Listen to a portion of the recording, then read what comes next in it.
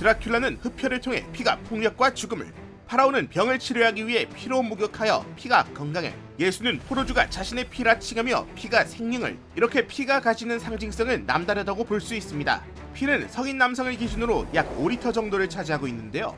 이 중 30에서 40%의 출혈이 일어나면 과다출혈로 보며 생명을 잃게 됩니다. 이 때문에 피를 다른 사람에게 주거나 받는 행위인 수혈의 발견과 함께 많은 사람의 생명을 살릴 수 있게 되었죠. 그렇다면 수혈이 어떻게 발견되었는지, 또한 수혈이 발전하게 되는 과정에서 어떤 사건이 있었는지 알아보겠습니다.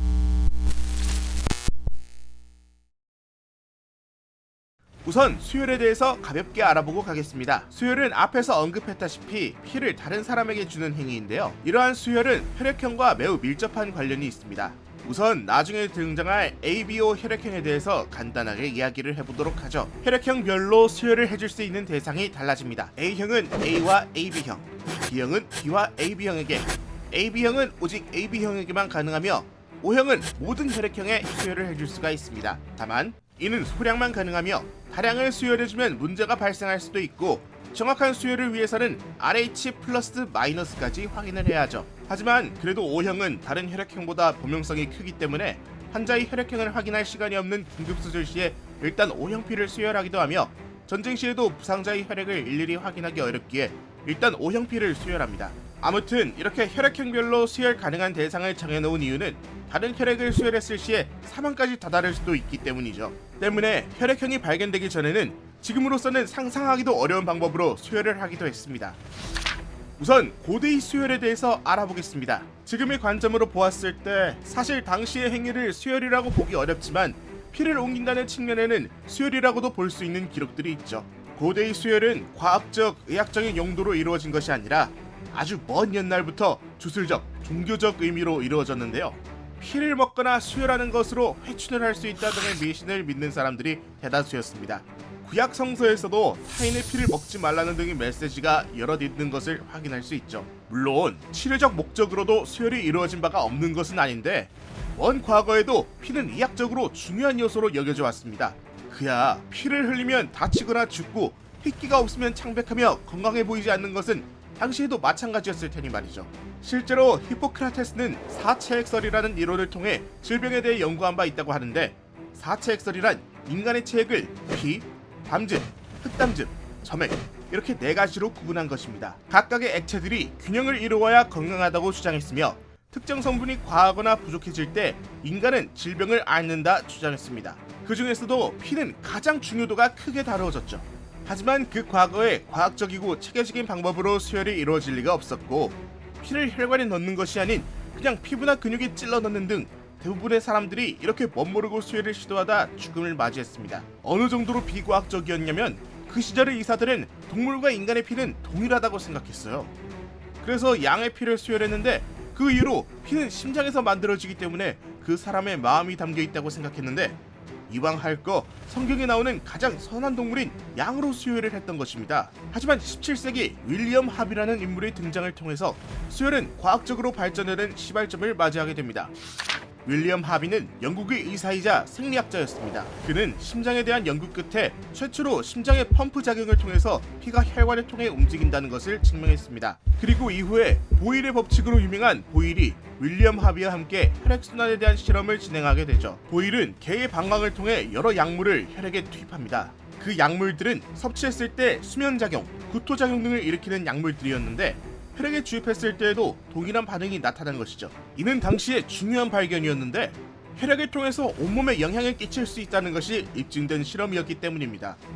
이후에 실험은 계속되었는데, 약물 이외에도 음료나 주류 등의 액체로 분류되는 것은 대부분 투입되었죠. 그러다 로워라는 의사가 처음으로 피를 투입하게 되죠. 그는 총 2마리의 개를 준비합니다. 그는 개의 피를 옮기기 위해 정맥을 연결하지만 압력이 동일한 탓에 피가 흘러가지 않는 난관에 부딪힙니다. 그러다 그는 한쪽 개의 피를 각도로 뽑아내서 출혈성 쇼크를 일으키게 하고 다시금 2개의 정맥을 연결하게 되죠. 그리고 이 출혈성 쇼크 덕분에 각각 개의 혈압의 차이가 발생하게 되고 피가 흘러가기 시작합니다. 건강한 개로부터 출혈성 쇼크가 발생한 개 쪽으로 피가 흘러갔는데, 출혈성 쇼크를 겪은 개는 수혈을 통해 건강을 회복했습니다. 그렇게 이 실험을 통해서 수혈은 의학적으로 계속 발전하기 시작합니다. 그리고 마침내 20세기에 이르러 란트슈타이너에 의해 혈액형이 발견됩니다. 당시에 동물의 피와 사람의 피 혹은 질병에 있는 사람의 피와 일반인의 피를 섞으면 응집현상이 나타난다는 것은 발견된 사실이었죠. 그런데 사람과 사람의 피를 섞었을 때는 응집되는 경우도 있었고 그렇지 않은 경우도 있었습니다. 이러한 점을 란트슈타이너는 의아하게 여겨 실험을 진행하게 되는데 여러 사람들의 피를 소량 뽑아 교차하여 섞다 보니 세 가지 경우로 나누어진다는 것을 알게 되죠. 이를 A, B, C 세 가지 경우로 나뉘었고 이것이 시간이 흐른 뒤에는 C가 O로 바뀌었고 네 번째 경우도 있다는 것이 발견되어 지금이 ABO 혈액형 체제가 된 것입니다. 이게 얼마나 중요한 발견이냐면 각기 다른 혈액형의 피가 섞이게 되면 응집현상이 일어나 사망하게 되죠. 그런데 과거에는 이러한 점을 모른 채 수혈을 한 경우가 있었기에 다른 혈액형의 수혈 때문에 사망하는 이들이 허다했습니다.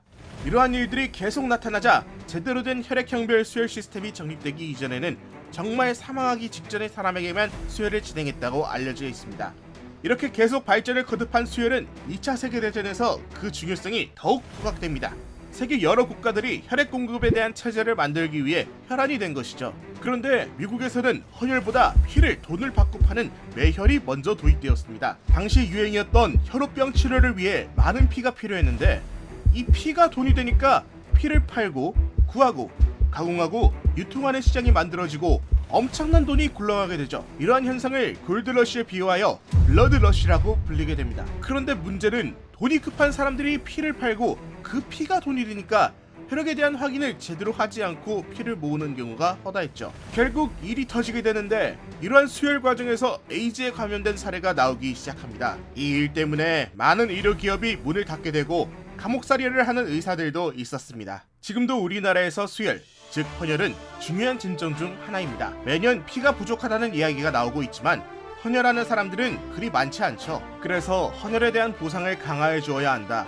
혹은 매혈을 도입해야 한다는 등의 주장도 나오고 있습니다. 하지만 이 역시 과거 미국의 블러드러시처럼 부작용이 일어날 수도 있다는 점이 걱정거리 중 하나이죠.